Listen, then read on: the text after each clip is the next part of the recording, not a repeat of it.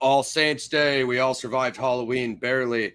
Paradigm Review Show, the most epic show in film review sphere. Today we have the Boondock Saints 2, All Saints Day. You can see I've got the Il Duce rosary. We'll be talking. You can check out our Boondock Saints 1 review. Also head on over to Average Superstar Film, where we have done a bunch of top 10 lists. And this Boondock Saints 2, All Saints Day actually came up over there. Lauren Lepre had it for a pick of, films that have a stigma of being bad, but in our opinion are actually good. So shout out to Jeff. Shout out to everybody in the chat. Not too much channel news. We did release the Dark Military Rogue short fan film last night. So go check that out. And then on Devil's Night, the night before, Gaz and I actually did a review of the Days of Sodom, the Crow, independent Crow movie trailer that is going to be dropping end of next month. That is over on Wet Paint Pictures. So make sure to go subscribe to those too. Gazzy, any intros before we jump in? No, just shout out to Lauren, everybody. As Ross said, go over to Average Superstar Films. Good to have him on the show with us again. And shout out to everybody. And yeah, let's get into it, man. Hells yeah. Without further ado, the writer, director, actor, star of the Dark Military series, we've got Lauren Lepre, the PXF horror chief correspondent. What's up, Mr. Lepre? Hey, boys. Welcome. Welcome. Welcome. I'm always acting like it's my show. Thank you for letting me on your show. You probably do a better job than us. Don't worry. You know what I mean? Take over. A very PRS thing. Yeah. I'm used to having everybody on my show. So I'm like, wait. Dude, I sometimes forget what day it is during the shows you've seen, so don't worry. Take over. When we do the schedule, I look at Gaz. So what are we doing next week? That's always fun. But anyway, go make sure you guys go over to Average Superstar TV. Go to subscribe to Lauren's channel, friend of the channel over here. So I am Ross McManus. I'm the third McManus brother, half Irish, half Sicilian. And I've also got a big Il Duce influence. So we're going to be talking filmed in Montreal. Yep, hell yeah. Boondock Saints 2, All Saints Day, and we'll be talking like the Il Duce origin, as well as maybe some of the graph novel In Nomine Patris. I don't know if you saw, Lauren, but Troy dropped that. It might just be an audio book right now. I'm not sure if they have an actual book, but Boondock Saints, The Blood Origins. And I think that actually covers when the brothers are younger and stuff like that. And some of all right, I didn't know. I've like, when it comes to Troy Duffy, like trying to keep this going, it's like it's I don't know never know what he's like actually going to happen, like what's going to actually happen, because how many times has the third movie been lit and then it's scrapped and it's lit? A lot of announcements. So yeah, then like there's a cartoon going to be, then there's going to be a TV series. So here's what at one point they mentioned. Here's what it is. I love both of these movies so much. The second one more than the first, and I share a birthday with Rocco, so it's great. I could say at Monster Mania, I believe it was like 11 or 12. All three of them were there, and they actually were up in our room. That's back when the suites were available for everybody before the agents jumped in and was like, my guest gets his full suite to himself, or him or he or she. Yeah. But they were up there and it was cool. And that is where I got autographs of all three for Boondock Saints. Oh, nice. And if you can see, it says I definitely had Rocco write the best line of Boondock Saints 2. Real men hide their feelings. Take that, 2020. Yeah, dude. Love Rocco. Shout out David Della Rocco. Yeah, dude's an amazing actor. Yep. Okay, since Lauren did that, if I didn't show a Boondock Saints soundtrack, Troy Duffy. A lot of people don't know that Troy and his brother scored Boondock 1, and they and 2, isn't it? The songs. What up? I thought that like all the music track. Like, listen, when it comes to Troy Duffy's band, it's human poop to me. Like, it's so unbelievably bad. Like, Troy, I love you, dude. Stop playing music or like start a new band. It's not good. It's so like 90s butt rock. It's really like, it's worse if like it's worse than Fred Durst. Like it's still like. Lauren, I gotta stop you. Hey, I'm sorry. That's you can't jump to Durst. I love all like the church choir. I think it's beautiful, and but when those songs kick in, I'm like, oh gosh, he's doubling down. He thinks his music's good. He thinks we want to hear this. It's like, I know. Stop. The only part I can give on that is I know Troy and Taylor scored a few songs on 2, and what was I going to say about that? So when you watch, I believe it's the director's commentary on 1, he's talking about how like they wanted Led Zeppelin in one sequence, and they were like, yeah, so how much is that song? And then the number came back, and Troy was like, okay, I'm just gonna have my band do it because the number to get a Led Zeppelin song on your soundtrack is astronomical. So it's all crazy. I can honestly tell you that the for me, who tries to get rights to music every time in Dark Military stuff, like you'd be amazed. Some of these songs are down to only like $1,000. That it's like it's like, could I cut it and I could get the rights to the music? And then like other bands, there was this rockabilly band called the Chop Tops, and they had this song called Vegas Nights, and I loved it. And I had this part in the first Dark Military that I wanted this song, and it turned out it was like $10,000 for the rights. I was like, look, I love your band, and every time I've gone, there's been 56 people there. Like, I almost thought I was doing you a favor. I did want to pay you.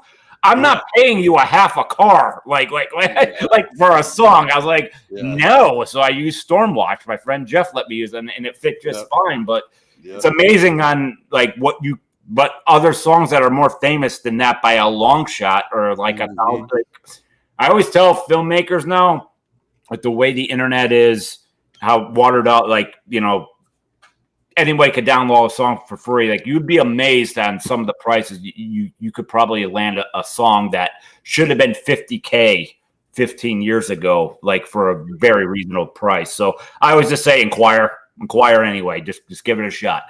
Yeah, no, 100%. Definitely as far as like the background score, usually like in part 1, it's like when they're in the elevators going up to Copley, but it does the same thing in this one when they're going up to Prudential. So without did Troy do the theme song for like the violin and everything, like the Irish song for the Boondock Saints, like their main theme song? I don't think so. I'm gonna say no. It's got a bit of a Rumjacks vibe to it. I don't think he did, because like you said, the band was called, I think, the Brood or whatever. Then they renamed it the Boondock Saints when the movie dropped it. Like you said, they were more of like a 90s rock style. So I'm just pulling up IMDb so we can get our synopsis. So 2009.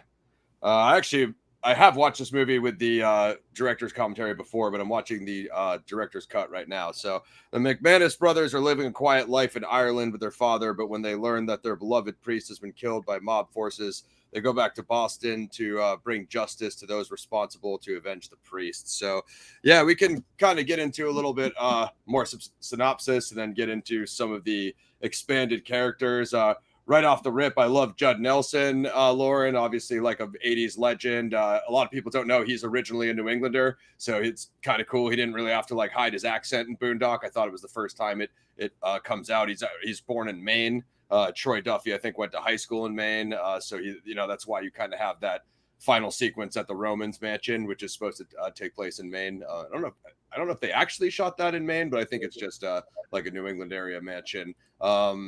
Who else is in here? Oh, Peter Fonda. I mean, the Roman. I mean, good God, absolute legend to me. So I was like, I really liked both of those choices. And then we'll get into it when we, deep dive it further on. But those flashbacks of Il Duce in the 50s and showing how he became the Il Duce origin. I mean, in the first movie, you don't even find out his name's Noah. So I feel like they unpack a lot more to Il Duce in this. Obviously, ends bittersweet if you're an Il Duce fan, but having that expansion on like, okay, they talk about him like he's a ghost, like he's this crazy badass in 1. I think you kind of get a little bit like see a little bit more of how he got that reputation in 2. So I don't know why this movie got hated on so much, Lauren. Like we talked about it on your channel. The only real bigger weakness is the fact that like you get a small Smecker cameo, but is it whoever plays Eunice Bloom?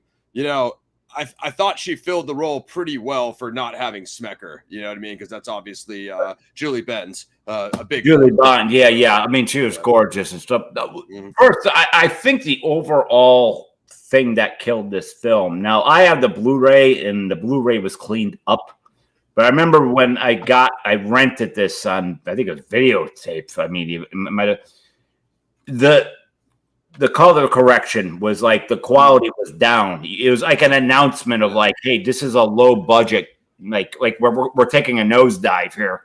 And I think it just turned everybody off quickly, because outside of that, I was more of like blown away. I'm like, wow, this topped the first, because the end of the first film, I'm like, that's awesome. That's the dad, but who's dad? That's all I kept saying was like, I need to know more about Dad. No background of him. So the second film, we found out what Dad was, and I loved Billy Connolly's character. So when you say the Boondock Saints, I almost think of him first before the son. So he's my favorite character. Yeah, and in reality, you know, you have to give you know, our favorite cop from the first film. You know, you have to go with him, William Dafoe. But and I'm glad he made a cameo in the second film. But and. Look, everybody came back for the second film. The same cops, you know, the F up cops, but now they're helping them. And so I thought it was great. I did. I mean, same. Yeah, I'm watching the director's cut. It's got like some extended footage. A couple of the lines are changed. So when you, for anybody who's looking to make a purchase, if you go ahead and buy at least this copy of the Blu-ray, you get the director's cut and the theatrical. So they're both in there. So check that out if you care to compare them. But yeah, I mean, so it does take a little bit long because they spend some time with the Saints coming back to Boston and stuff like that. I do like the addition of Romeo. He's pretty funny. I wouldn't say he quite fills Rocco's shoes, because Rocco, like the three, before you think of the two sons and the dad, you kind of think of the Saints and Rocco, because he was like, he joined them in the first one, you know, up until the horrible ending. That's Tack from the Stone Age. I was like, as soon as I saw it, I was like, yeah, I'm sold on this guy. Dude, he was his introduction when he's handcuffed fighting the French dude, he's just dodging him with the cuffed hands. Like, that was actually a sick sequence on the shipping rig. I was like this too. Like, he wanted a nickname and like a saying. Like, that was great. I did this. He wanted like a tagline, like Jaws. He's like, you know, like I gotta own this thing, and he's asking a guy that he tied up. That's a funny sequence. Definitely, the jokes are on point, for sure. Clifford. I just don't know at this point, given the age of them, like, is a third one gonna work? So I was gonna save that for the end, but we'll just jump in on it real quick right here. So what I heard is it's like Boondock, if they haven't changed the title, it's Boondock Saints 3 Legion. What I originally heard about it was they were looking to get Brad Pitt involved. Now, that was way back when Troy was still involved as director. So my question to you, Lauren, you're a filmmaker. I really want to get your opinion on this. Troy writing 3, I think he has to, because he wrote 1 and 2. I mean, yeah, you could bring in. He knows the property. He knows you'd risk losing a lot of the mythos, but stepping back as director. How do you feel about Troy just writing it and then not actually being? I don't really have an issue if he doesn't direct. It's kind of like I said. John Carpenter did the first 2 Halloweens; they were the best. The second he stepped down, Michael Myers went off the rails. Sean S. Cunningham did the first 4 Friday the 13th. As soon as he stepped down, now we got a Frankenstein. Like that's what I'd be worried about if Troy didn't write this, because same. You don't know if some dude's like, hey, you know, I'm Polish, so I want to write like this Polish gang that helps out the Irish gang. It's kind of like that's not what the guts of this movie is about. So I think you can make as many as you want as long as Troy is pulling the strings. And it's kind of like I've always said, if in a dream world, if Dark Military took off and I was to sell the IP, like if they ever said like, okay, well, Barabbas is going to take off his mask and cry, I'd be like, he doesn't do that. Like, but like I'd be losing it. But like, he doesn't do that. That's not what his character would do. So, Absolutely. All right, lads, let's get into a little bit of wiki. Boondock Saints 2, All Saints Day. It's a 2009 vigilante action thriller film written and directed by Troy Duffy, based on the story he co-wrote with his brother Taylor A. Sequel to Boondock Saints 1. The film stars Sean Patrick Flannery, Norman Reedus, Clifton Collins Jr., Julie Benz, Peter Fonda, and Billy Connolly. Gaz knows Billy because he's a Scottish folk artist, Gaz, or yeah, he's a very well-known comedian here, awesome live as well, and a good actor. And after that, throwing us out there, you know, he's not doing too good right now. He's got Alzheimer's, so you know, I didn't know that. Gotta be yeah. Prayers for Billy Connolly, the GOAT. Set 8 years after the event of the first film, it follows Irish fraternal twin brothers Conor and Murphy McManus living a quiet life in Ireland with their father Noah, formerly known as IL Duce. He's Connolly. However, when an assassin frames the twins for the murder of a Catholic priest, they return to Boston and join forces with Mexican underground fighter Romeo and FBI special agent Eunice Bloom, a former protege of Paul Smecker. The BDS 2 All Saints Day had its world premiere in Boston in 2009, theatrically released in the U.S. on December 11th, 2009. Despite negative reviews from critics, the film was a modest success at the box office, grossing $10.6 million against an $8 million budget. A sequel is currently in development with Flannery and Reedus expected to return. I wonder when they wrote that, Lauren, because it was probably written like 10 years ago as far as returning. That went on and off, and I remember when the premiere happened, that the Trocadero had movie Mondays, and I remember they were talking to Troy Duffy, contacted about like, hey, can I come in? But like that documentary that came out about him and everything, the making of the Trocadero was just like the higher ups that like I wish I could have got in there to help this, but they're like, this guy's crazy. We're not dealing with him. We don't know what he'll do when he gets here. Like I was like, oh man, you know, I was like, man, it would have been so cool to have him there, but you know, I was only about a year in working there, so like, you know, I didn't have the pull yet. Yeah, I didn't have the pull yet. But. For sure. No, yeah, Lauren used to work at the Troc, infamous venue in Philly. So that overnight documentary, like if you watch, shout out to Troy. He's got his own channel now called the Boondoctor podcast, something like the Boondoctor podcast, I believe. He lost, I was telling Gaz this, Lauren, he lost the original dailies from Boondock 1. And then he finally found them after like 20 years. They might have been on Reel or something like that. And I think he did drop them on his channel. So if you pop over to Troy's new channel, you can see like that like OG footage. As far as the overnight documentary, I just want to say it's super slanted. So that dude that at the very end of Boondock 1, don't worry, we're going to get into All Saints Day, guys. We promise we're going to review it. At the very end of Boondock 1, when it just like interviews those street people and it like rolls credits. Yeah. The dude who shot that footage is the dude who made that overnight documentary. And he basically cut that in a way to like make like Troy like look like an a-hole, like, hey, here's him talking crap about his band, and here's it. So I mean, it's a very jaded. That was the thing about the whole doctor. I was just like, why are we so focused on this band? Like, what about the movie?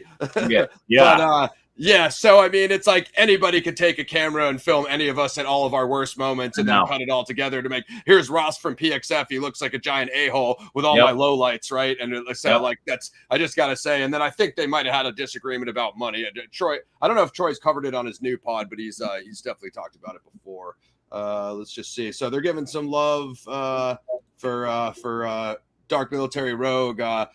Fire Pixie, our mod here, keeps asking about the full length. I keep telling her that the OG Dark Military 1 is out on Tubi, unless there's anywhere else. Yes, it's on Tubi, Sumo, and Plex. You guys could all watch it for free now. So if you have questions, yes, that's why that scissor rail was at the beginning of Dark Military Rogue to kind of explain. But check it out. It's waiting for you right when this podcast ends. Yes, absolutely. Check out Tubi, and Rogue is on both channels, Average Superstar TV sub there, and as well as PXF here. Troy dropped the ball with BDS too, so a new director isn't such a bad thing. So I think the audience is about 50-50 on Troy only writing. So let's give him what we told him we were coming to do today. Plot. On St. Patrick's Day, a renowned Boston priest is ritually murdered. Father Sabile arrives in Ireland to inform his nephews of the McManus twins, Conor and Murphy, that someone has copied the style of execution they used 8 years earlier to kill mafia boss Joe Iacovetta. The twins and their father, Noah, aka Il Duce, realize that someone is trying to implicate them in the priest's killing. In response, the Saints dig up their old gear and weapons and depart for the U.S., but Noah stays behind.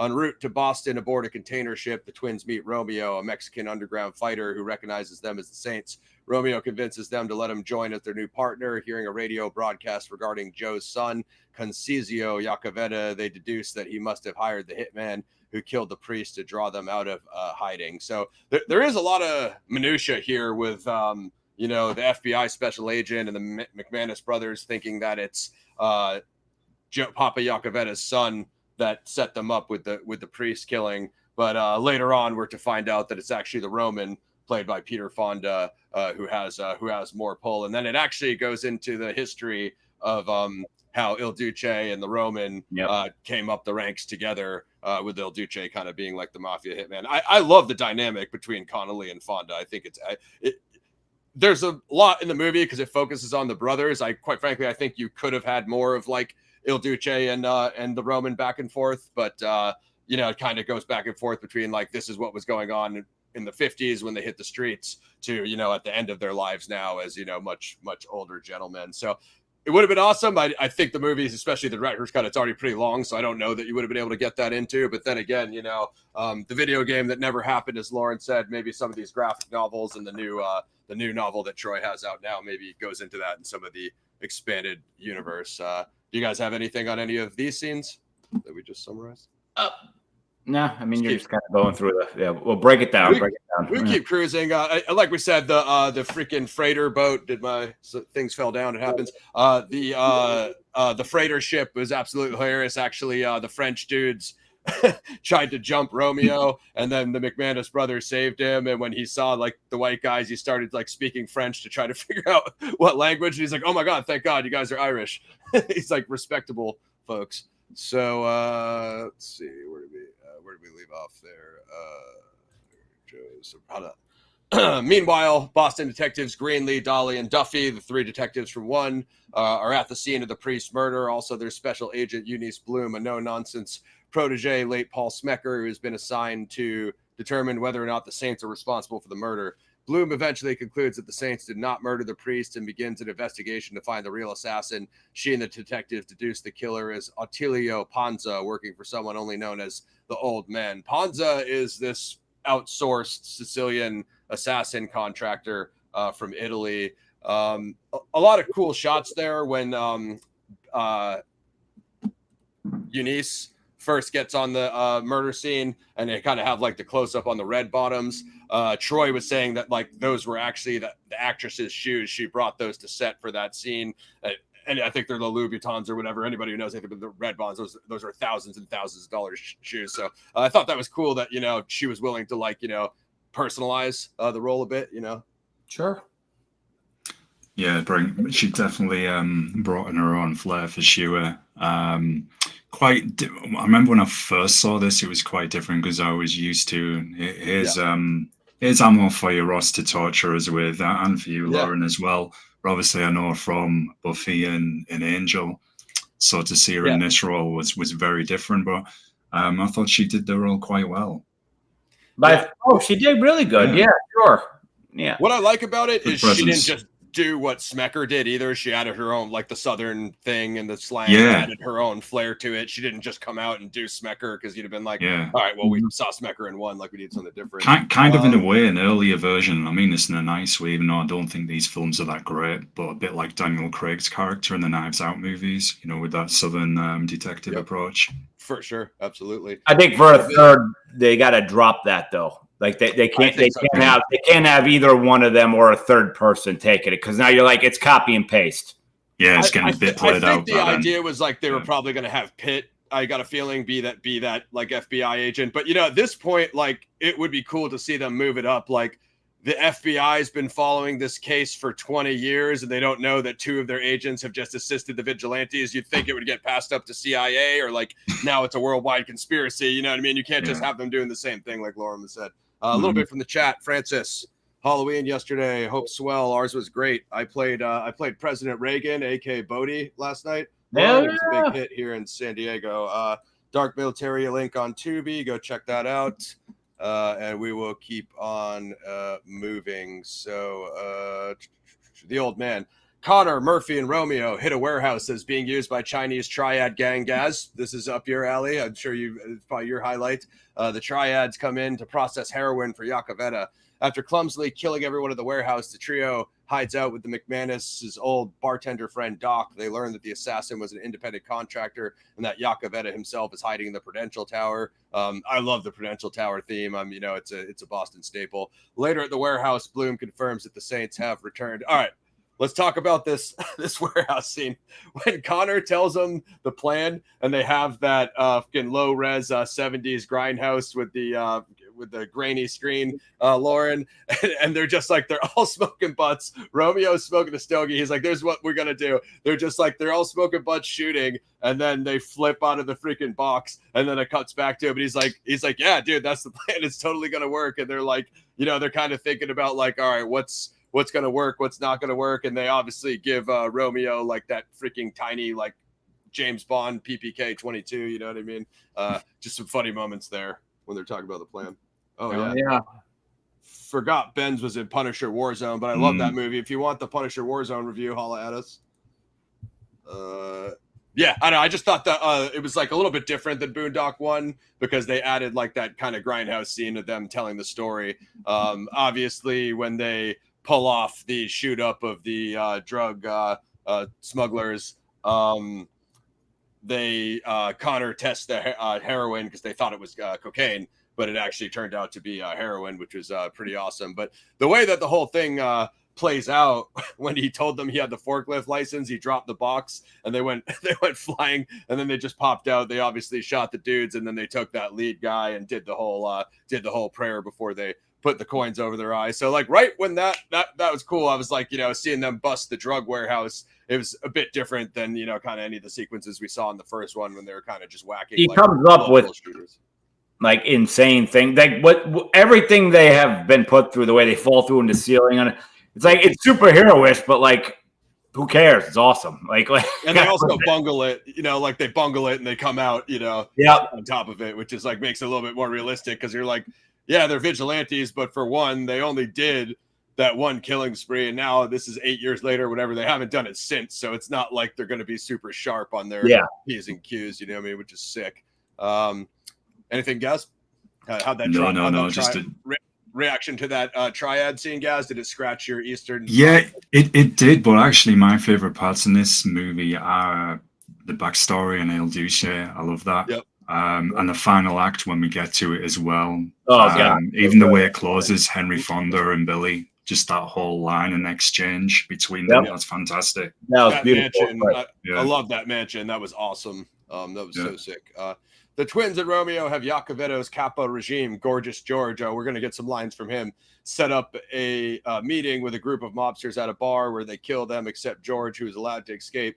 Panza arrives shortly after, attempts to ambush the twins, but Bloom arrives in time to save them by wounding Panza, who then flees. Bloom introduces herself to the Saints, revealing that she had intended to help them all along in Smecker's place. The group then cleans up the crime scene to make it look as if the mobsters had turned on each other. Later, Bloom reunites the detectives with the Saints, thus bringing them in on their plans. Okay, Gorgeous George. He gets ambushed at the massage place, and what's her name? Agent Eunice Bloom smacks him, paddles him with the butt smacker there.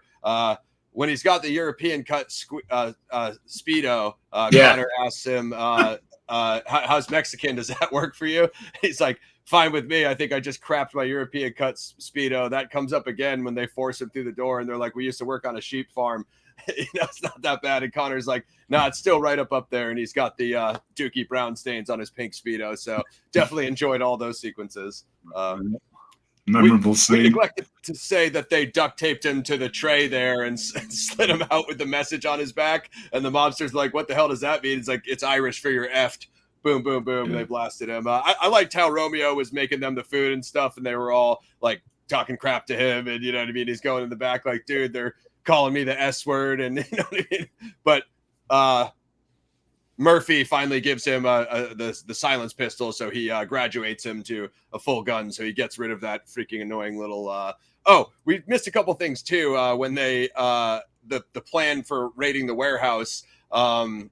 Obviously, in the Grindhouse retelling of Conor's plan, Romeo smoking this massive cigar with a big like revolver and pistol whip the dude. But in actuality, since they gave him the mini pistol, he just like hit that guy in the head and it didn't knock him out. It didn't do anything. He's like, if you had a gun, why didn't you just point it at me and say scram? And then obviously Conor's like, scram, get the hell out of here. Then the guy runs. It's like, bro, you got pistol whipped in your head. 3 dudes that are armed and they're going through the heroin right in front of you. And you're going to sit there and have that conversation after you've seen them shoot up everybody else in the warehouse. You think you probably would have taken off before, like, you know, having the back and forth. But that's just me.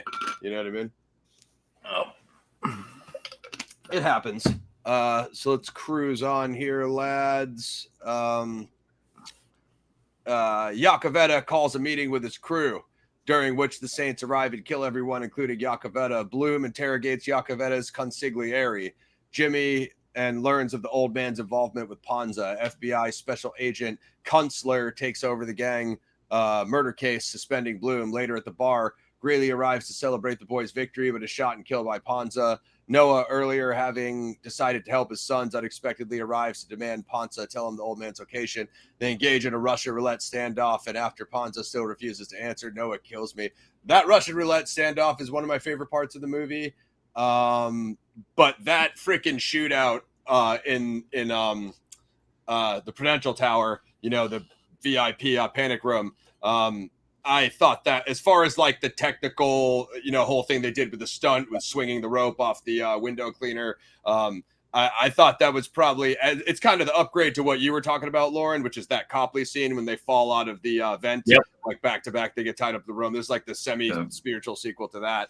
So I absolutely love the scene. I've been, there used to be a restaurant at the top of the Prudential building, so I've been there quite a few times. That's all I could ever think about. I would just go take pictures out the top floor, like, man, if I could have worked on that Boondock scene. But one thing, I don't know if it's up your alley, Lauren, with the Trailer Park Boys, that dude who plays Jimmy the Gopher, whatever the dude's name is with the beard, that's Rob Wells, who's the main character of Trailer Park Boys. That is like the biggest series in Canada. I actually found out about it from this when I watched the commentary. Troy was talking about Rob Wells cameoing in that scene, and they were outside smoking butts with him, like for the stuff they did in Canada. And they said like every dude was coming up to him because he's a massive star in the East Coast Canada. So that's actually all related as well to Hobo with a Shotgun, Lauren. Because the dude who plays Jim Leahy in Trailer Park Boys, his daughter is Molly, that chick in Hobo that helps Rutger Hauer. So it's kind of all the same. Rutger Hauer yells at babies. That was the best part. Rest in peace to Rutger Hauer, my goat. You end up like me, a hobo with a shotgun. We have to get the hobo review on the channel. That's a must. So look out for that. That is so good. He's yelling at babies like they're just fresh born. He's yeah, telling them like your life is going to be like mine, like you're going to get abandoned and be a vigilante street hobo. R.I.P. Jim Leahy as well. Spacing on his name, but it will come back to me. The actor. So yeah, no, there's just like a lot to unpack there with the cameos. I thought they did. Like, obviously, I'm going to go back to Judd Nelson. I mean, you obviously know about him from his classic resume, Lauren. But I thought this was an amazing way to kind of bring him back and get him involved in crime. Obviously, a New England thing. So Hobo's awesome. But yeah, I just like I'm a big fan of like I thought the way they used the Prudential was like really clever, you know, and the way that whole shootout plays out. Like the one dude has the eye tattoo on the back of his bald head. And you're gonna need those. Use those. You're gonna need those. And it's like, and obviously the dude gets shot like right between the freaking tattoo through the head. So and Gorgeous George was hilarious too. You know what I mean? There's quite a few characters here. Like when he first talks to Iacovetta, Judd, through the intercom, and then he's like, go get the hell out of here, get back to the streets, and he trips on his own bag running back to the door. Like that dude was just hilarious, as well as the European. It's a good flick, man. It was a very good follow-up sequel. You know, I know the majority doesn't gonna agree, but it was. The jokes are on point. Good. It's not.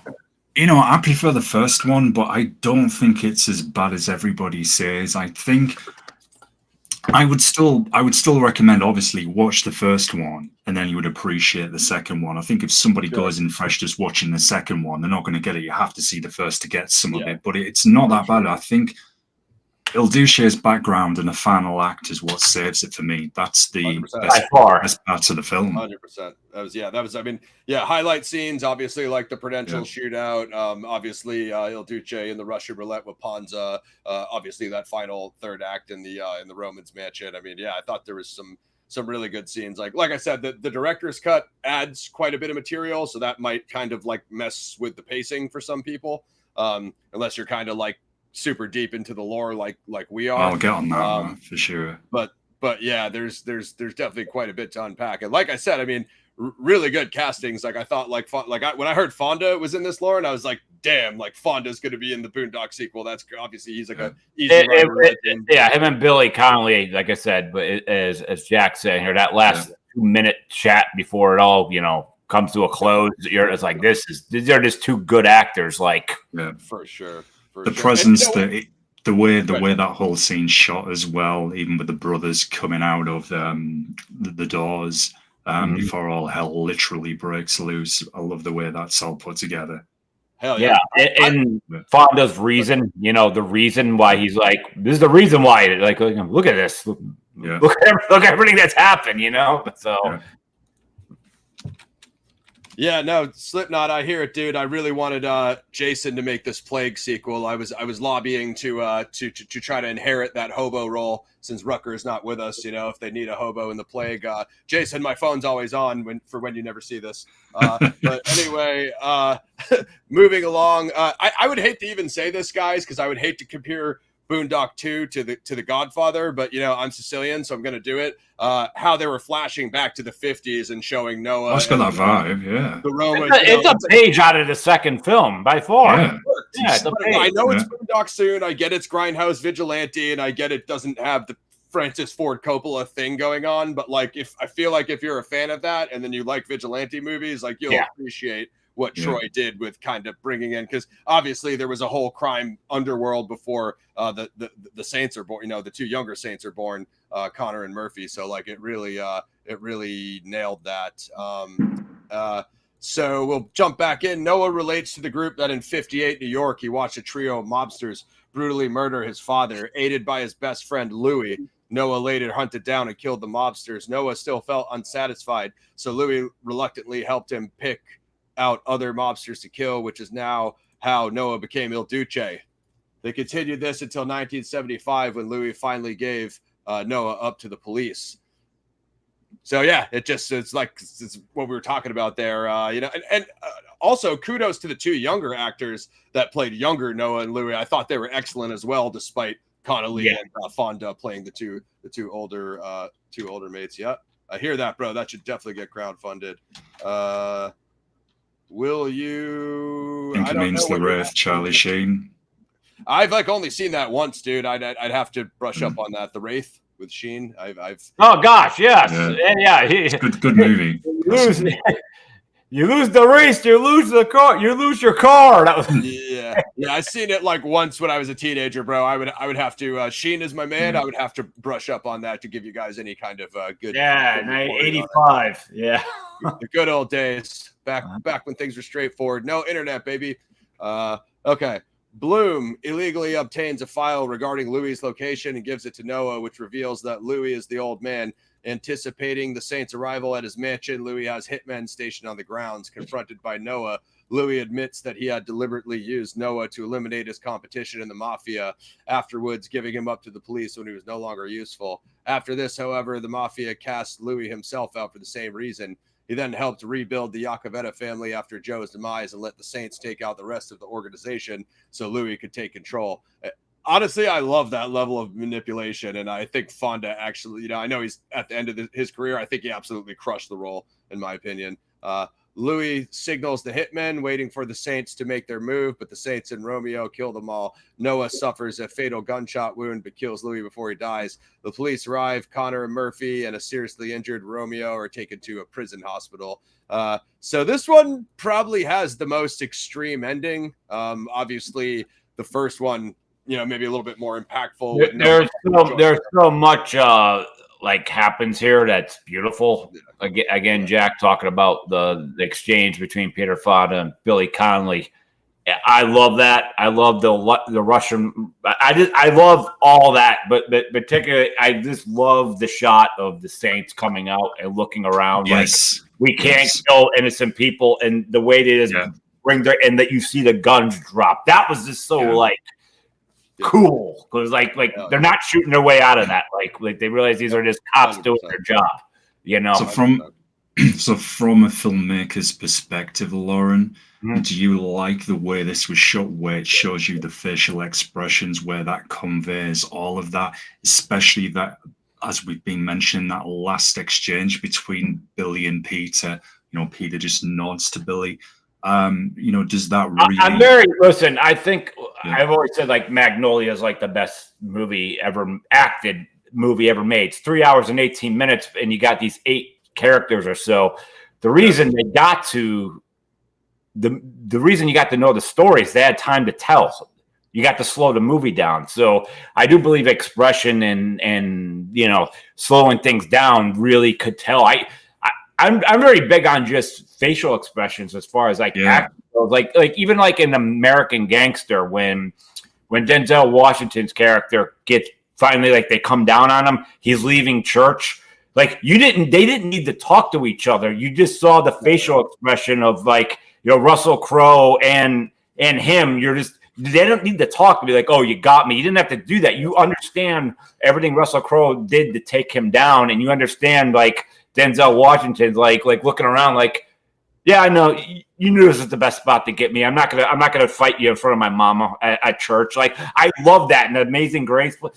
I love like cameras could tell the story without talking, and it was the same way in Red Dawn. There's a scene cut with Charlie Sheen when they when the Cubans and the Russians realize who the parents of the Wolverines are, they have a public execution. Like there's a part where Charlie Sheen's just kind of like all covered up in weeds and comes up with the glasses and he sees his father shot. He ran back and does this big dramatic like dialogue about like they killed them, they killed all, and he worked on that scene with his father forever. And then when at the premiere, it's like they cut it. It's just crazy. Don't cry. Hold it back. And Martin looks at him. He's like, sometimes you don't need to, like, they spoon feed the audience. They understand that it wasn't needed. That speech was, but he really wanted to, he put so much time into that. But yeah, that sometimes you don't. Sometimes you need that extra time to show the actors to express themselves, and other times you don't. Yeah, that was one of the times that it worked. Yeah, because it gives that human authenticity to it, that relatable aspect of how you would be or someone would be in that situation where, yes, you would be speechless or showing a case of absolute horror.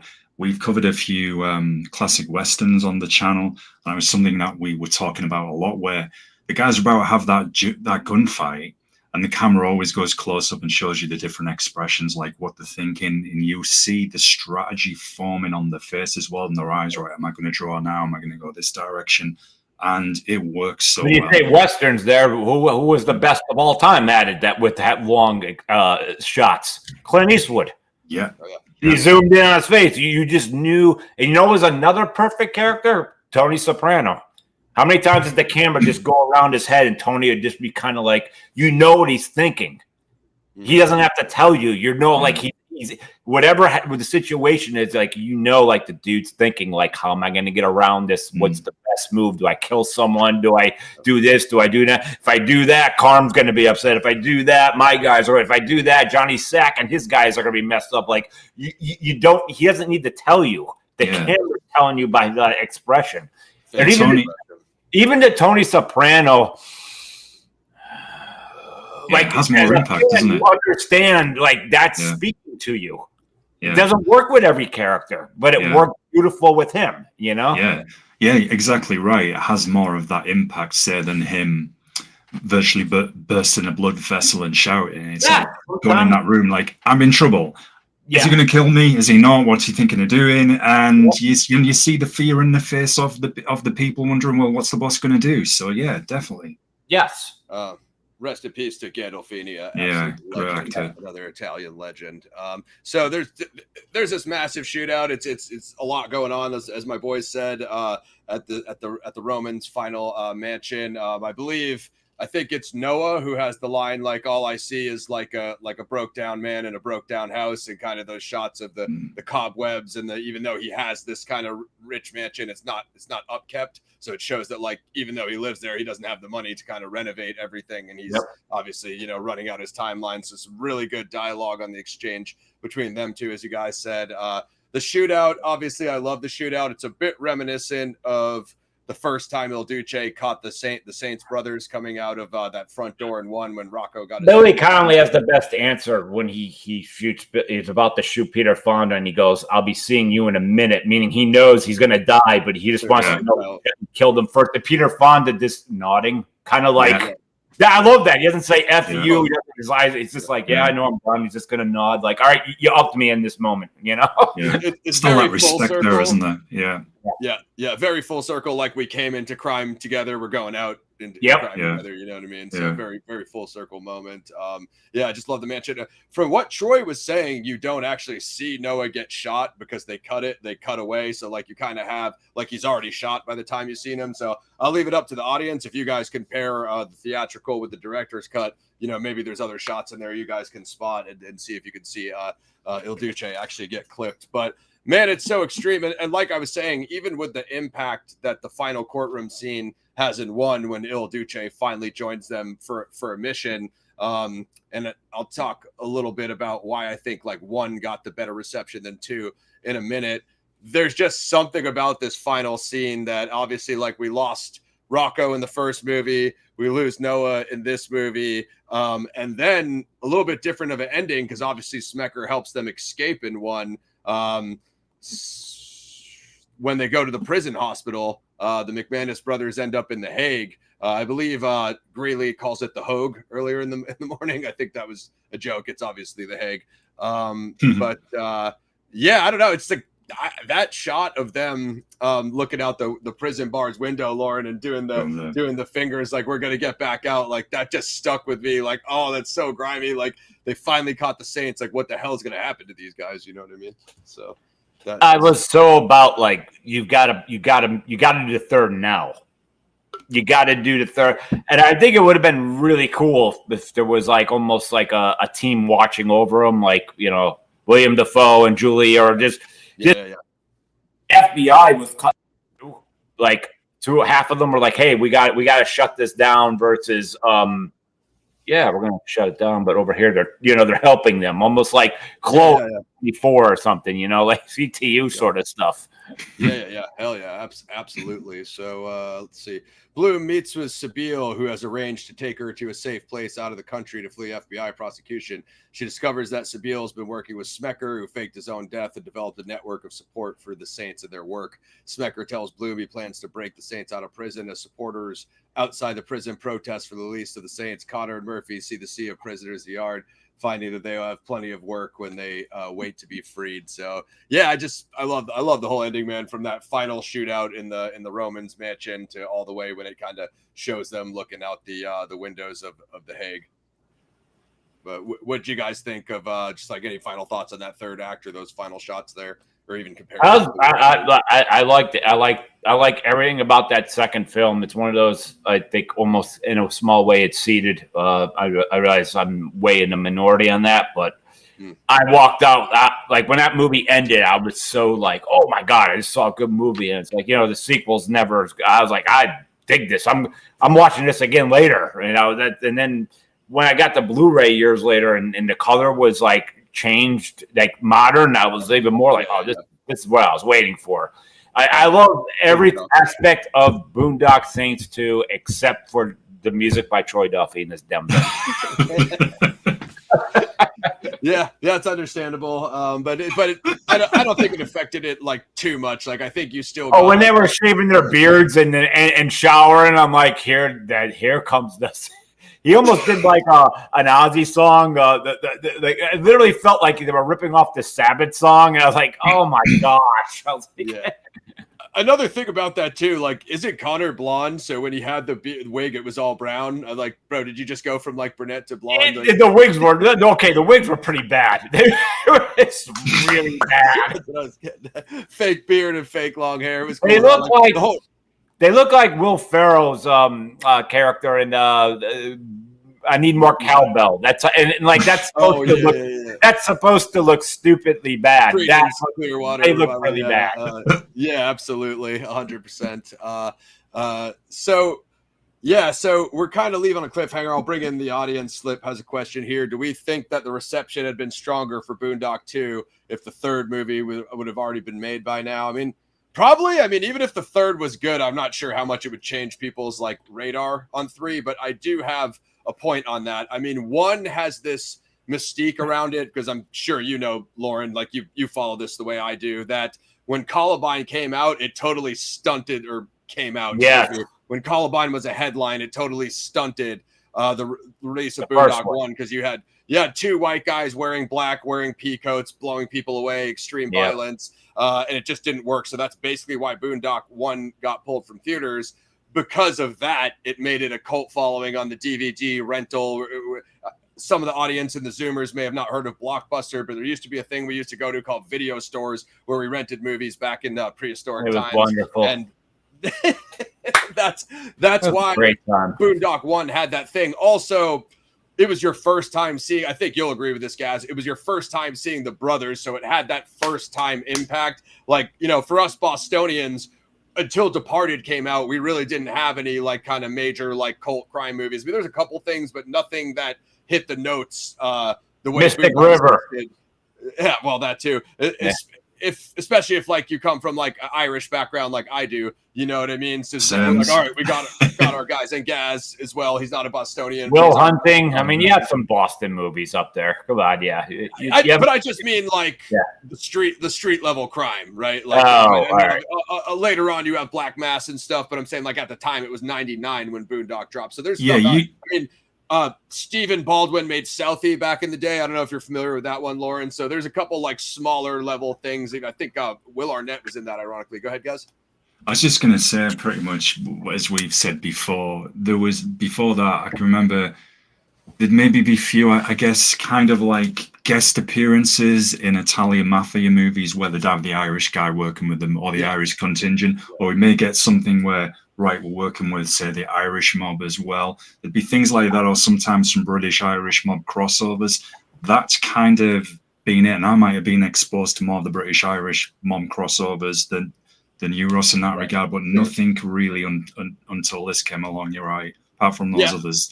I mean, of course, there's Peaky Blinders now, which exploded with Cillian Murphy, and there's I feel like it came to trend more later on because, again, I think from Italian to Irish or black, whatever, I just think mobster thing just kind of, it got too saturated.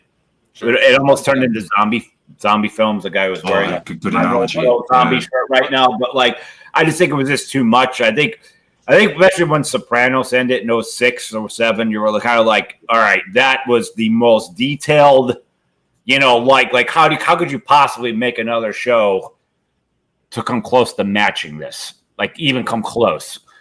Absolutely. You know, so what I was saying, by the time 2 came out, you already know who the brothers are. You saw Il Duce in the first one. So like, other than like the additions such as Judd and Fonda, it's like it's not going to have that first time impact. So I think I'd say the Boondock core fan base, most of them probably do like 2, but just kind of the general audience beyond that thought 1 was this, you know, this badass band movie that you weren't allowed to see in theater. 2 just didn't have that that mystique because it kind of had, you know, the major studio backing. Now, what I'm amazed by, Lauren, is the fact that this had an $8 million budget and John Wick 1 had a $20 million budget. And the whole big thing about like John Wick was like, oh yeah, is that thing going to go anywhere? And obviously that franchise blew up, you know, so it's just kind of interesting that, you know, this didn't even have less than half of the budget. Sometimes an audience, though, like a movie like Boondock Saints, one time is all it's needed. I understand if someone's like going to say 2, 3, 4, 5, we don't need it. I'm just like you. I'm an extreme fan. You could keep feeding me that, but I do understand people are like, Yeah, once was Well, enough. We don't need to go any further. So, but I get it. Do you think then, that being said, the criticism I hear of the second one a lot is people don't like the humor. The first one's a little more grimy and serious. For me, as I always say to people, okay, fine, but stick with it until the final act. That's what really brings this film together.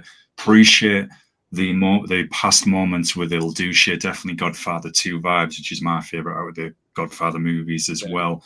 And then that whole exchange with Peter and Billy at the end, it makes up for that. I always say, don't give up on the film just yet. Stay with it. Okay, I prefer the first one myself, but I still enjoyed the second one for the moments I mentioned. I think they are equally balanced. I mean, if some people say that, that's their opinion. I think both films had just because I mean, Rocco was doing that, the shooting of the cat and all that. Like it was always, there was always something there, you know. And they even had like the cat cameo in the second movie. I thought it was I was gonna say that. So the black cat, I totally forgot that because it's been a while since I watched 2. I just freshened up for this review. I forgot that they had the black cat kind of film motif, and they were both superstitious about it. It was absolutely hilarious. Forgot to shout out David Della Rocco, the dream sequences. He provides the monologue. Best part of the movie for me. Very beginning, and then Lauren mentioned the other Charles Bronson died with it was that he was talking about Bronson, wasn't John he? Wayne.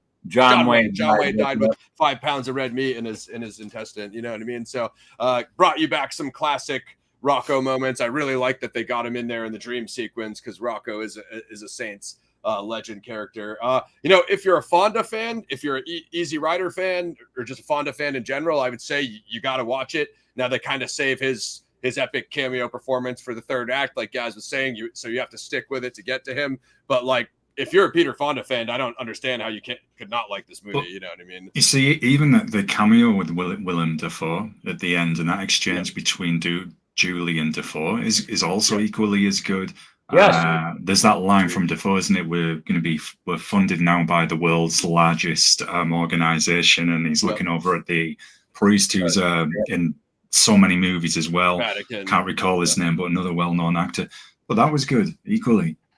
Yeah. So go, Lauren. No. We'll talk 3. So I saw the anniversary of 1 in the theater. Gaz knows I went, and they had some drops from Troy in the beginning. You know how like when they do the anniversaries, Lauren, sometimes the director will come on and talk to you a little bit. I also saw the Devil's Rejects anniversary with Zombie. It was epic. But I saw Boondock, and Troy was talking about some of his new stuff. So he has a new project called the Blood Spoon Council that's supposed to be like a similar type of secret society vigilante thing. Not Boondocks, but similar style and similar but different. And he was also talking about the script for 3. Now, I'll talk about what I know, and I don't know what the headlines are. Last I heard, it was called Boondock Saint 3 Legion, and they were going to be like recruiting all of these saints to help them. So I thought that was a pretty sick premise. I don't know how much the script will change and what will actually come about. I think Norman was talking about it recently in one of his interviews that like they're working through the script and it's getting close. I do agree with what Lauren and the audience said in the chat that it would be nice not to have the long wait, but Lauren knows this better than anyone. Sometimes it's just how it is. Stuff gets stuck in development hell, and you just got to wait till those scripts get fleshed out before it comes to anything. But just want to get both of your reactions and maybe thoughts on 3, where it's at, where it's going. I think the idea of recruiting is a good idea. You have to look at, if you're going to really try to keep this IP alive, of eventually you're going to have to phase out the 2 brothers and kind of keep them in cameo mode, you know. Yeah, I mean, it's the only way. Like you can't, like I said, you can't do a copy and paste. You can't have the same 2 or 3 cops trying to help them and like and a person retelling the story. Good shooting, bad shooting. Like you can't. Shooting. Yeah. Especially where Greeley died, you know, we lost a few of our mainstays in Boondock too. So yeah, I don't know if they're still looking at Pitt or trying to get that going or whatever. I do like the idea of the Legion a lot, but also they need like really strong, like even maybe people that have been in other kind of vigilante movies that can get the style right. Because if it's just like a bunch of randoms, it's like, okay, like Lauren said, you got Conor and Murphy, but why do we care about these new people? Like you got to show us why and what they can do. So would be interesting. Maybe bring in some different elements, guys. I know that Sean Patrick Flannery is a BJJ black belt, so maybe he could bring in some of the martial arts and have some dudes that can do. You could very easily. I mean, there's a part of me if they're in jail for this long, I don't like that because they should have been dead. They just should have been dead. The criminals are trying to kill them because you couldn't be able. But if somehow they found a way to, I don't know, isolate them or something, it'd be kind of cool if like some of them, the prisoners were like sent there to get recruited by them, like almost as protectors. Oh, that would be sick. I love that. Like I came here to protect you. Like, you know, keep them alive. I had my own signs. They told me to come here. So like, so maybe they have like a unit, like a whole wing of like, this B cell whole thing is saints, or they sell S as all saints. Like they don't even. That would be sick. Yeah, how that could work is if Smecker said the Vatican budget was backing them, that the Vatican can send in some of their like secret guard assassins. Like these guys are prisoners, but you find out they're badass trained guys. You know what I'm saying? Some and then there's a way sequences. You know? And then there's a way to expand it out because it's right. We're gonna go to this chapter based in this part of the world or whatever. I will say, I'm sorry. I think Troy's got it down. It's his property. If he has the script, I will stand by it. And whether he directs it or not, again, I don't care. As long as what is whatever he has on that paper resonates. Follow his. They follow his plot. Yeah, I agree. You know, again, people always come back to the director changing. You know, we could say that, you know, a lot of people are under the misconception that George Lucas did everything in Star Wars. He actually didn't direct Empire Strikes Back, and many people say that's the best one with the most, you know, action. So just an example. I couldn't help think, Ross, it's my nerdy minds when you were mentioning Brad Pitt.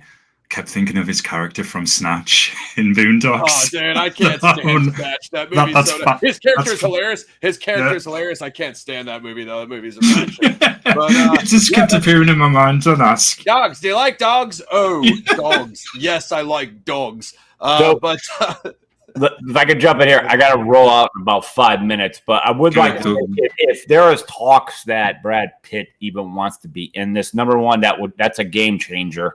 But two, this is almost like Keanu Reeves announcing, like, I'm doing a third Bill and Ted. He doesn't need to do Bill and Ted. Brad Pitt does not need to be in this movie. He must just love the property so much and be like, yeah, let's do something.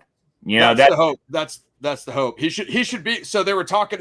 If I'm still correct, guys. Again, what might come out, guys, is this rewrite that might have nothing to do. But from what I heard, the premise was to bring the Saints to other cities, to other countries. So it'd be sick, guys, like you're saying, to see them hit London, hit France, some of those Gothic cities, those big cathedrals, take down some of those international baddies. Yeah, and you could link it with the British Irish chapters over here, and then use that as like your stepping stone, say, to go to Italy, France, wherever. 100%. So let me ask you this both. If this say this happens, do you think it would get more than 1 week at the theaters or longer? Because with a lot of action movies now, they're lucky if they get a week. God. You've literally got to go and see them. I think after 1 week, half this movie would be pulled. Look at Mashing Machine, like it was in and out, like everything. I made it to the last night, and they almost pulled it on me. Yeah. But I just think the theaters, man, like you got to keep in mind, like you're buying that spot. If the company does not believe there's enough people coming, that's the end. That's how movies get. Agreed. I think I segue Perry off of what Lauren was saying. If they get Pitt or even like a Pitt level name, that might be able to boost it up. I think to really have that staying power, guys, you probably need Pitt and a few other known names. That if you could get like, I would go out and tell you right now, Brad Pitt is in this. It's going to make the most money of all three. Even just out of curiosity, even if people didn't like the second movie, they'd have to check this out.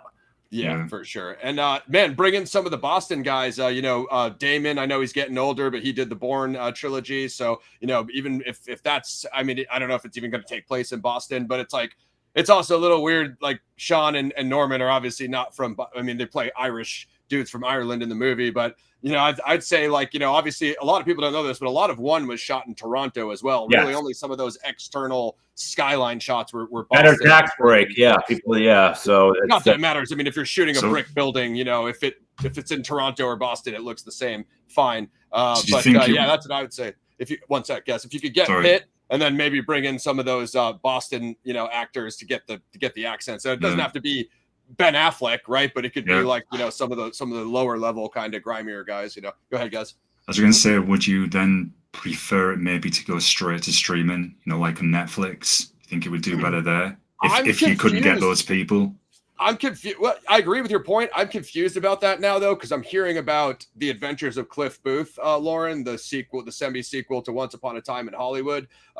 Pitt showed the script to Fincher. Tarantino let him do it. Now Fincher's directing the Tarantino script, and now Netflix is saying it's going to be like that weird theater run, but also Netflix. I think they did that with The Irishman. It's always weird when that happens. I don't know what to make of that. I try to make it to the theater, but I get people like to watch it from home. So I don't because if that happens, guys, right, the argument Lauren will say is, well, it's going to be on streaming anyway. Why do people need to go to the theater? And that might hurt it. So I don't know. Then that means Netflix would have to pay for the film. Yep. Whatever the budget is and exceed it, that they feel there's enough profit. Like we're direct. There's a reason you're signing Adam Sandler and Eddie Murphy to like the Netflix contracts. Like, okay, we need content, but I'm telling you, something like The Irishman should have been in the theater. Like, I think they did do a limited run, if I'm not mistaken. They've done it a couple times, but I don't think it runs very long. As we're saying, that's really the only way to guarantee you to get good money is to take the take the out of the theater. But it's a lot of money renting theater. Yeah, it is. It's more than people think. Yeah, I think they're just doing that with Del Toro's Frankenstein, I think that's on at the theater and Netflix that's another as thing, well. Right? They do a weird hybrid thing now, and I still haven't quite figured it out. I know you got a jet soon, Lauren. Rock when you got a rock. Do you want to drop? Absolutely. Thank you so much for KAP update for us. What? Do you have a Camera X to KAP update? Oh yes. So Camera X is my latest film. So it's currently on. I'll just say POV horror is the main one. There's a bunch of other ones, but like they're owned by the same company. So right now it's just a rental for 99 cents, and we are just waiting. I said hearing from them direct, like they're for the Tubies and the Amazons, wherever we're gonna land. It's just a waiting game right now. But you better believe when that actually hits, that's when I'll actually be doing the true advertising. But, for now, hey, it feels people who can't wait. You want to go check it out for 99 cents? We're welcome to it. So I'll be Mr. Camera X. I am so pumped to actually go all in, but it's hard when it's on VOD. People just are spoiled and don't want to pay. And I understand. I'm one of them. I'm in that same market too. But for sure, we got something. We got something for you. Quite interesting, and between me and Ross here. So, but other than that, Ross, thank you for having me on. Jack, it was great seeing you again, and long live Planet X. All right. Thank you, Lauren, and come back on to talk about more Camera X when it does drop and Dark Military as well. So we'll go in with you about those. We'll do a whole damn show on it. I'd love to. Absolutely. Right. Awesome, brother. Appreciate you. Later, everybody. Take care, man. Later. Director Lauren Lepre, star of the Dark Military franchise, writer-director, star of Dark Military Rogue. You can go check that out on PXF, dropped last night. And, of course, he did the Pennsylvania hardcore documentary, as Gaz and the hardcore fans are well aware. Red Cloud, that might be up your alley. Yeah, it's sick. I think honestly, the director's upload is on his channel. I think it's on Tubi, so it's in all the usual places. Been watching a lot of Tubi lately. So, any final thoughts on BDS 3 or the franchise, guys? I'm going to go ahead and plug The Blood Origins. Man. I think it's an audiobook, so go Google that, guys. Yeah. Look, I would love to see it happen, and it definitely expanded out there, as we were saying. I think you could do so much with it. Definitely if Troy's involved. I was thinking as well, we were talking about a possible Evil Dead animated series. Could that work for Boondock, maybe? Lauren You know, mentioned that. He said he heard about a cartoon. I heard about a video game back in the day. I don't know what studio that was. You know, I'm going to answer Gaz's thought. Dude, you know what I would love to see, Gaz? Like me and you were like Max Payne fanatics. I would have loved to seen a third-person game of the Saints where you just go around mowing everybody down. Co-op. So me and Gaz could play the two brothers. We would stream that if the video game gods would bless PRX, PXF with one wish, it would be a sick Boondock Saints by one of the big studios like Rockstar or 3D Realms. You know what I mean? I think it was Matt, and I think Mac's seen it as well. I've never seen the movie yet. I don't know, it's been out for some years, but apparently there's a movie called Hardcore Henry where it is shot from like a first-person shooter as a movie, that perspective. Yeah. Well, oh man, Ross, that would have been so sick with the Boondock. I know I mentioned this when we were covering Toxie. Do you think even on an animated basis you could get that Boondock Toxie crossover? I mean, you're the only one I know talking. You're the only one I know talking about it, but I'm a massive fanboy of both. So I mean, if the IP gods can grant our one wish, team up. I mean, that's the type of thing you'd see in the comic books or the graphic novel. Because they do have the Toxic Crusaders. Did my DVD fall off my display? No, I found it. They do have the Toxic Crusaders. So as Gaz was saying, I mean, if you want to bring back a Toxic Avenger solo storyline and team them up with the Saints, again, I talk about them all the time. Gaz knows that I'm a original Aeon Flux fanboy, so it just doesn't take much to learn. That's on our classics list, actually, folks, as well. But if they could get the Saints, okay, so I'll say like the Splinter Cell animation on Netflix, like. I've only just seen the trailers and seen very clips of it. I like how smooth the animation is. So if they had that style for a Boondock Saints, you know, and then because we will say that the John Wick anime is coming out. I expect it to be dope with Keanu's voice. So as Gaz was saying, if you had the Boondock anime and you had Connor, Sean Patrick Flannery's voice, Norman Reedus's voice. I suppose you could even have Rocco in there because he'd be talking to them through dream sequences and such. I think it would work. I think it'd work really well. I think Gaz is asking for a lot with the Toxie crossover, but I'm not mad at it. I am, yeah. My mind's just getting it's just getting amped and excited, and there's no stopping it. It's a danger, man. I hope we do see a Boondock 3. I do think sick. As sadly with most action movies now, they seem to only get, as I say, a week's release, if that. So we would have to definitely go out there and support it because it's giving back as well. We've been waiting for, say if this happens, we've been waiting for years. So we've got to then show appreciation and support it, especially if we want that to continue. I hope we do get it, Ross. I have a couple ideas. So obviously they're looking for a Pitt level actor. I'm sure Pitt is interested in the project, as Lauren was saying. Let's say that it doesn't work because, I think F1 made the most out of any Pitt movie ever. I didn't see it. I think you did, guys. So let's just say Pitt can't do it for scheduling. I'm just going to put up a name like Johnny Depp is back in the circuit now. He's in Once Upon a Time in Mexico. He's worked with Rodriguez. He's down for grindhouse movies. If there's one guy that's down for a hard R violent vigilante movie, Depp doesn't care what they do as far as, how hard they go with the R rating. So I don't know if he's more or less of an ask than Pitt in the current, climate, but if they can't get Pitt, if they went with someone like Depp or someone on that level, and because I thought of that, Gaz, then I thought about Depp working with Rodriguez, and then I started to think about Rodriguez directing Boondock 3, because if you have Troy Wright and you give me one of my other favorite grindhouse directors like a Rodriguez, like a Carpenter, like Chad Stahelski, who directs John Wick, if you could get any of those guys, you're going to get zero complaints from me, because I'm going to say, okay, well, it's not Troy Duffy, but it's an extremely capable vigilante director. That's where I'm at. So you've got my minds now. It's starting to get even more amped. So apologies, folks. May start to get really weird. Not that I'm not weird anyway, but what was the Adkins film? Yeah, what was the Adkins movie where it was set on the island of Malta? Where I'm going with this? Was it Accident Man 2? Yeah.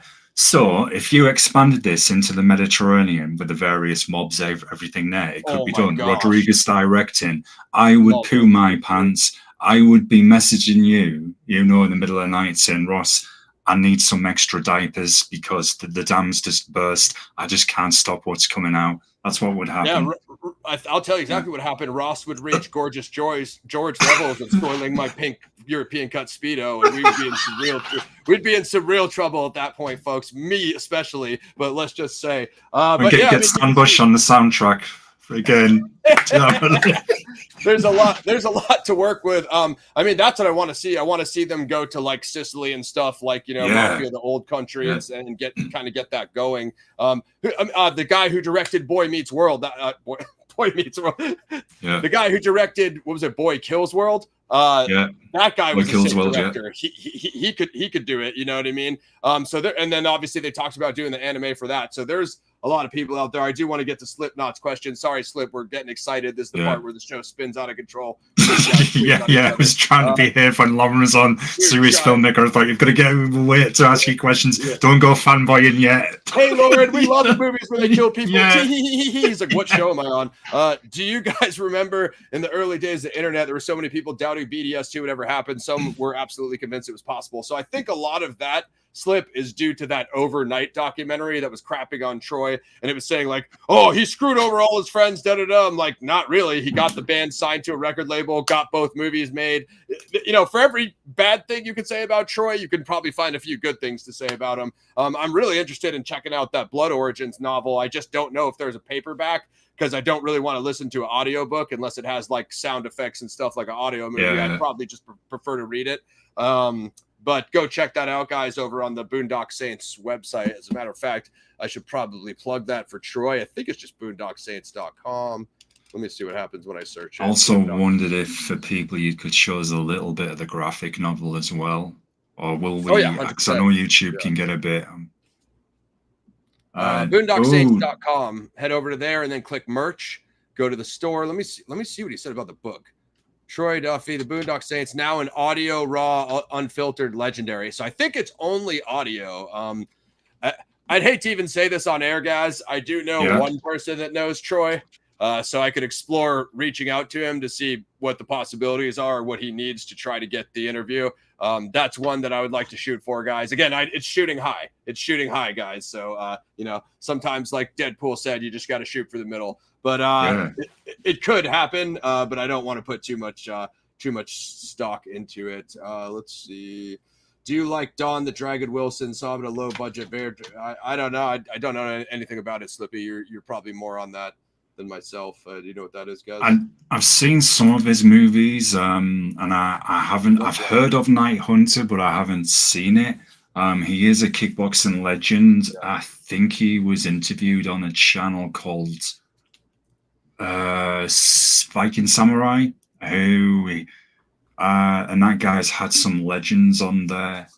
So I will take a look at it, Slip, and if it's interesting, then maybe myself and Ross could work that onto the reviews for you, or if that's one of your recommendations, then we can put that on there now, and then we'll look at it. I think I got it at Barnes & Noble. This is apparently volume 1. This by 12 Gauge Comics. Let's see if we can fight you. I really enjoyed this, guys, because it kind of, in addition to 2, it had a lot about Noah and becoming Il Duce. Obviously, a young Noah there. So there's I don't know if you've read this yet, guys. You would love it. It's amazing. No, I haven't, but I think it's going to be it's right up my. Obviously the likeness of Billy Connolly. The Saints look a bit like Saints. Some of the best frames are those kind of chapter frames when it kind of has the full page. This right here is freaking beautiful. I like that. I like that, especially how they've got like the cross there. It's Il Duce inside of his inside of his rosary. Yeah. So, I mean, just absolutely sick. Dude. So if you guys haven't seen this, I'd recommend it. If you're into audiobooks, go pick up that Blood Origins. If you need a Blu-ray, go get the Blu-ray, and you guys could compare the director's cut. I don't know how much of you guys are into it. I think Gaz listens to it once in a while. After I've seen a movie a few times, I like to watch the director's commentary. Like an example would be like watching Zodiac with David Fincher and Jake Gyllenhaal and Robert Downey Jr. Some of the stars commentary. Watching Boondock Saints with Troy Duffy's commentary, because he gives you a lot of cool stuff of like this was what was going on when we were filming that scene and just some of the kind of behind the scenes. So Don, go ahead, guys. Do you remember years ago? This wasn't when we were on YouTube, folks. We interviewed a director, and this was an interesting experience. So we were asking for his take on his movie, what we liked, and it was a long time ago, Ross. The guy hated his own movie. Do you remember that the whole show was him just saying how his movie sucked? It was like a sci-fi comedy. It was a sci-fi comedy. I remember that. Can't remember the name. Maybe I'll have to talk off I mean, honestly, like people have been, like David Lynch doesn't really like his version of Dune because the studio messed it up. Like me and Gaz talk about this all the time. Like, David Fincher is a different case. We were talking about this in the last show because he pretty much puts in his contract, I get final cut, because he already knows after he does his thing, he's probably not going to like what the studio comes up with. You just hand them dailies, they just hire an editor, and then some executive that wasn't on set, didn't have anything to do with the writing. He just says, well, I like these. The Keep. The Keep is a great example. It just gets mashed together with all this footage they shot. And it's a movie, but if it completely loses continuity, like that does happen. Even big directors like Michael Mann, who's arguably the hottest director right now with Heat 2 coming up, that happened to him on The Keep. So, I mean, it's not as simple as just saying the director made it, and then if he doesn't have, I get final cut in my contract, the studio is just going to do whatever they want with the footage, guys. It ruins movies. So. I remember one of our closing questions, folks, to that director of the movie, I can't remember, which is so convenient. Kind of don't want to drop the guy in it, actually, to be honest. But I heard that, so I do know what it is, but I'm being polite. I just remember myself and Ross saying to him, was the only thing that you actually did like in your film? That sounds like he was solid, though. He was solid. He was a good interview. PRS prequel doc. I mean, it happens, guys. It just happens. It's just one of those things. I think we can pretty much take it out. We forgot to ask Lauren his rating. I'll make him put it in a comment. Under the trailer because he had to jet, so it's all good. Let's pop over to IMDb. Gaz and I can land the plane. Now my phone is having a tough time loading, so let's try that again. Okay, I'm back. Whoa, 6.2.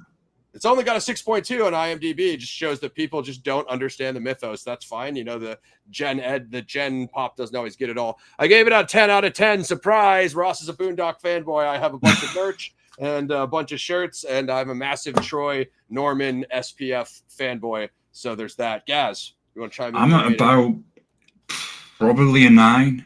I do prefer the first one. But what I enjoy about this one, as I mentioned, I love seeing the lore, the background to IL Duce. I really enjoyed that. The final act is still such a great piece of filmmaking, both from facial expressions, conveying the emotions, the feelings that the characters have, the whole shootout. Peter Fonda, Billy Connolly, awesome. Julie Benz, she has a good final moment with William Dafoe's cameo, and she did good in the role as well. She did bring her own take on it, which I thought was cool. So I'm probably at a 9. Do you prefer the first one? If I rated the first one lower on our review, well, I'm just going to slap myself. I kind of been thinking clearly that day. So Gaz's brain might have got jammed up. He forgot which movie he prefers. A review all the time. We'll give you guys a little bit of schedule. Feel free to drop your ratings in the chat if you're still with us. So next week, Gaz and I were aiming to do Starship Troopers OG. That's a PXF classic. But I'm also traveling back from Phoenix, so we might have to bump that one to Sunday if Gaz's schedule permits and he's not working. So just a little bump there, Veterans Day, Starship Troopers. Then after that, November 15th, The Running Man. When we say The Running Man, it's not 1987. We don't talk about 2025 on this channel. No Country for Old Men, the 22nd, and Sisu 2, Road to Revenge, the 29th. Going to be crazy. By that time, Days of Sodom should be out on the Wet Paint Pictures. Look out for your boy in the final fight scene. Gaz and I will review that December 6th. And then graphic novel review coming to take us into that. We want to get James O'Barr before that. And then we have Heat. It's been recommended by the audience. I know some of you guys are DB Cooperites. You guys are heisters, so we'll get that. All right, Slippy had a 6, but he managed to bump up to 6.5. Honestly, Slippy, if you check out in Nomine Patri, I think you might start to have like more appreciation for the Il Duce. Yeah, and definitely. I don't know if you've seen the first one, folks, but Slip, but definitely watch the first one first, and then probably have more of appreciation for the second. I do prefer the first myself, but there's still moments. The final act just saves part two. Really does. I loved it. I remember seeing it in the theater, and the two things that blew me, like as Lauren said, the color correction probably wasn't at its prime when they dropped it, but the budget was probably like gone by then. They're like, let's put this out. The Prudential Tower raid and that final mansion shootout, two standout scenes, absolutely incredible, and a bit of a step up from action in the first one, because I don't think one really had that crazy of a budget. One obviously had issues with the Weinstein Company and Miramax buyout, so there was some contractual BS there. I think we covered that on that show, so I won't go into it too much here. But yeah, dude, running back, brother, running back. So join us next week for Starship Troopers. Like we said, we might bump it off Saturday to Sunday. Everything else is locked in. The schedule is posted under posts. I'm trying to think if there's anything else going on. Not that much. Check out Dark Military Rogue on the PXF channel. Go sub Average Superstar TV, Lauren's channel. Check out Dark Military Full Movie on Tubi and Wet Paint Pictures. You're going to want to make sure that you go over there and subscribe to Cody's channel. Check out our reaction to the Days of Sodom trailer. It was sick. Oh, dude, Monkey Man's crazy. That's something I do want us to get a sequel to, hopefully. Yeah, that'd be nice. I would be all about that. So that's that. Get your ratings going, and Zodiac's still going on in the background, guys. So I'll have updates on episodes 5 and 6 when I'm able. But until then, we're cruising. Yeah. Dev Patel absolutely killed that. It's also his directorial debut. I think we reviewed that way back then. We did. Yeah. And, Beekeeper's getting a sequel. Yeah. Check out Lauren's channel, Average Superstar TV. Pixie, appreciate you with the links in the chat. Yeah, thanks, and, Pixie. I think we're going to roll out. I'm going to go watch that new South Park when I get a chance. I'm Ross McManus, the third Boondock brother. So we are out. Pop over to Mosh Shinobi. Give Jack Death, a.k.a. at Mosh Shinobi, a sub as well. Like, sub, share. Click the join button for a membership. You can always pick up the graphic novel that we made, The Dark Rift Volume 1 on Amazon. We are out. Boondock Saints 2, All Saints Day. It's actually All Saints Day today and Halloween last night. So good stuff. Peace. Paradigm Review. Peace, y'all. Take care. See you next time.